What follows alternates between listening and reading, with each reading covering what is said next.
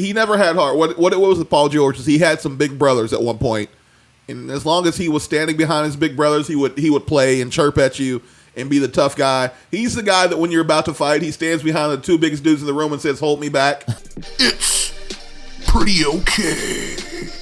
But the way he went about it and his agent or whoever it was. He was at a charity, baseball game, The softball game, like 2 yeah. days earlier and said, nope, definitely committed to staying and building a winner and whatever. And he turns around 2 days later and it's all a lie. It's just he put Pritchard in a bad place because, he met with Pritchard. And you heard Pritchard's press conference shortly after that, and he said it felt like a gut punch. That's weak. That's weak by Pritchard, too.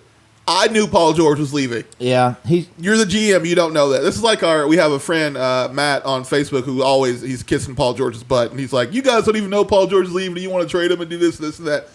Everyone knew Paul George was leaving. So there's no leverage lost by the Pacers. Everyone knew he was leaving. There's no leverage gained. The only thing that changed the landscape of the league was not that Paul George announced this. It was that the Cavs are clearly far behind the Warriors. That's what's going to make or break trades. Every team in the NBA is at least one superstar behind Golden State. So if you need one, there's one available in Paul George, okay? That's why there's still trade value. Now, if there wasn't, then the Pacers wouldn't get anything for him. But the fact that there is such a big gap between the number one team in the league and the number two team in the league, this almost works out perfectly, and it's no fault of Paul George. He didn't do anything right.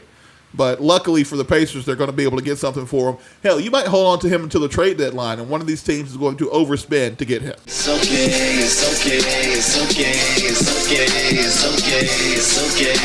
You can run and tell my city I'm on, I'm on, I'm on, I'm on, I'm on, I'm on. You can run and tell my city it's on.